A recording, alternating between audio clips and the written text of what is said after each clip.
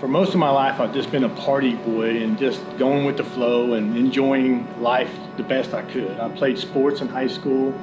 I went to all the parties. I did all the things that common teenagers do. In my life, it's just been that. It's just been one big party.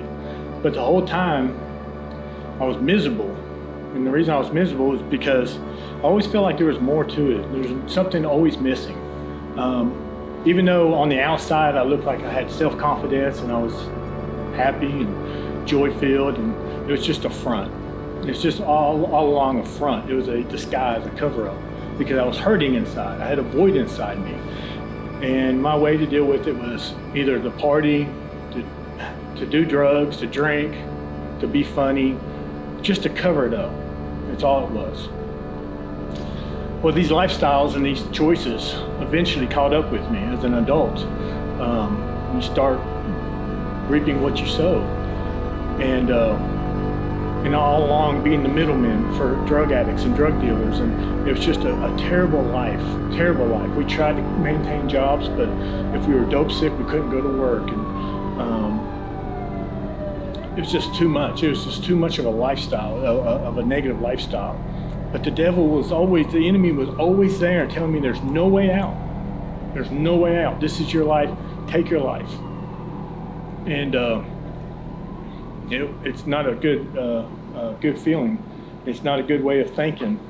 And then in 2007, after a 7-year period of drug abuse and drug addiction, and stealing everything that wasn't nailed down, my mom and dad had enough.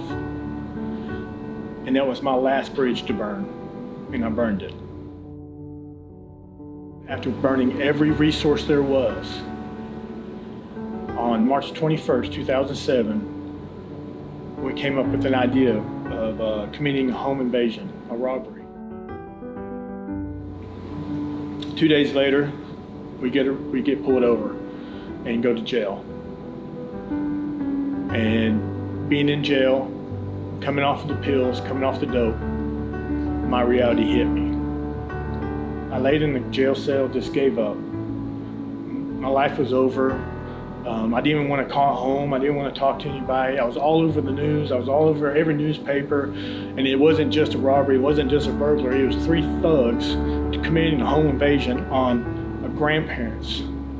They immediately went back to the worldly, thinking, I'm in prison, I gotta be tough, I gotta do this, I gotta do that. And I went back to my cell and I dealt with whatever I had to deal with, kept to myself. And then the following Sunday, another service came up, and there were some inmates in there along with the prison volunteers testifying. And it was the first time I heard clearly God kind of speak to me. And it was through an inmate named Chris that looked at me and said, if you're wondering why you're here in prison, it's because God allowed you to come here instead of dying in the streets like the enemy wanted you to. And I thought, man, how did this guy know? And the reason he knew is because he'd been through it.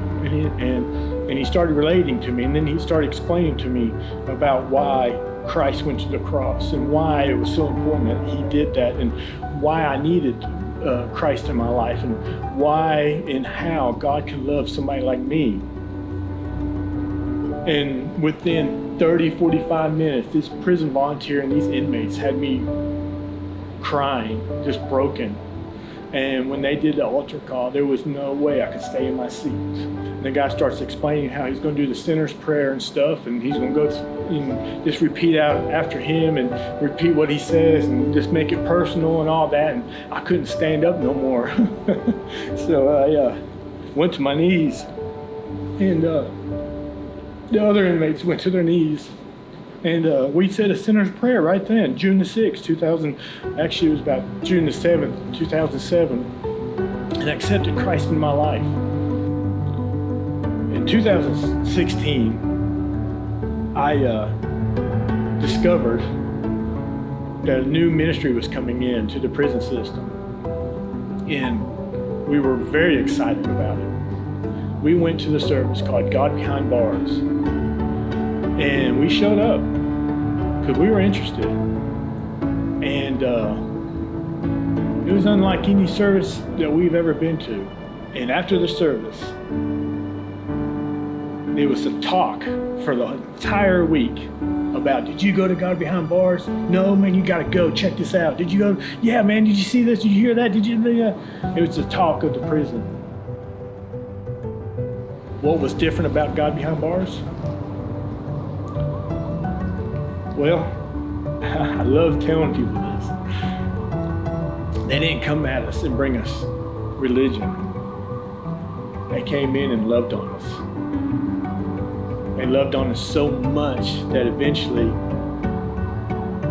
you couldn't help but love yourself. And then you couldn't help but love the man next to you. And then the love spread. There was so much love in that prison, there still is, that God Behind Bars, they're not coming in and telling us that, all that we did wrong. We know what we did wrong, man, we know. And they're not telling us how we're going to go to hell if we don't. We know. Instead, they told us about the love of God and the love of Christ. And they told us about the cross. And they told us about the redemption. And they told us about new life. And it was contagious.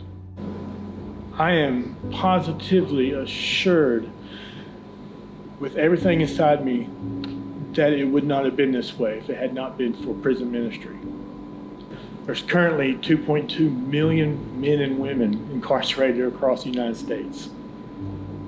Statistics has proven that 95% of the inmates will eventually get out. They will be released. And they will be returning back to somewhere, to society, to a community, to your hometown, to your neighborhood, to your work, to your church. They're coming out. Whether you like it or not, they're coming out. Because 95% of the sentences are not life sentences.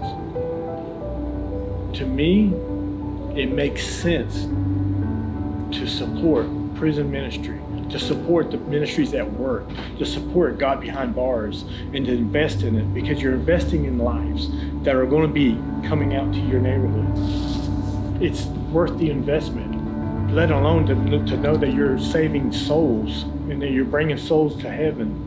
So for me personally, prison ministry is one of the most important outreach ministries there are.